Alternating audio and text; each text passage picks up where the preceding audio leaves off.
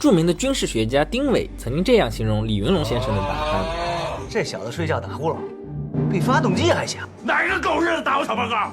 那时尚且年幼，认为这只是一种夸张的修辞手法，打鼾怎么能跟发动机的声音相提并论呢？直到我步入了大学宿舍，我们宿舍住着4个人，每个人的打呼声音都各不相同。1号舍友这样打，2号舍友是这样，3号舍友。有人好奇我怎么打，很抱歉没有那个机会，因为那段时间我神经衰弱，入睡时听不得太响的声音，于是只能整宿的听他们演奏交响乐。更离谱的是，中间还夹杂着说梦话的，说到兴起时还飙2句洋文。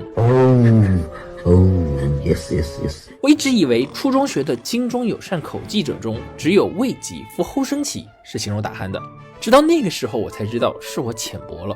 火爆声、呼呼风声、抢夺声、泼水声、百千求救声，凡所应有，无所不有，整篇文章可能都是形容打鼾的。那人究竟为什么会打鼾，又为什么打得各不相同？人在睡觉的时候，上呼吸道的软组织会放松下来，气道就会变窄。如果出现任何因素进一步收缩或者阻碍气道，就会导致或者加剧打鼾，比如舌头大、脖子粗、扁桃体发炎、喝酒太多。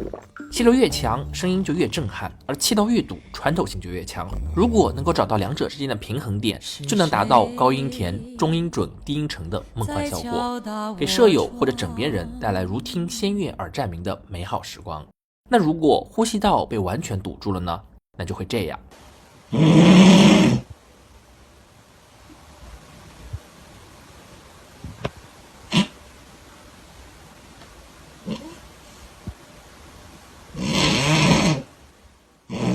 这个就是传说中的阻塞性睡眠呼吸暂停。这样的鼾声不仅响彻云霄，而且总是打着打着就找不着了，要过10秒或者更长的时间才会猛地发出一声很大的呼噜。这是由于他们的呼吸因为气流阻塞出现了暂停，每小时可能发生5次，情况比较严重的能发生30多次，有些极其严重的1小时可达100多次。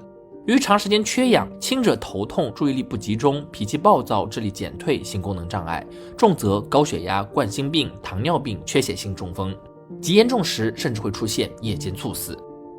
如果你有这样的舍友，救人一命胜造7级浮屠。如果你就是这样的舍友，可请睡友帮你留意。如果你只能1个人睡，也别担心。临床上多导睡眠监测是诊断阻塞性睡眠呼吸暂停的金标准。它不仅可以判断疾病严重程度，还可以全面评估患者的睡眠结构、低氧情况以及心电、血压的变化。缺点就是略贵。如果你想便宜一点，可以使用那种持续记录的血氧仪。夜间睡眠正常的血氧含量在 95% 到 99%， 而中重度患者的含氧量在 90% 以下，且下不封顶。如果你连1毛钱都不想花，也可以手机开个录音，电费呢就实在没法省了。那我们该如何在睡觉的时候好好喘口气呢？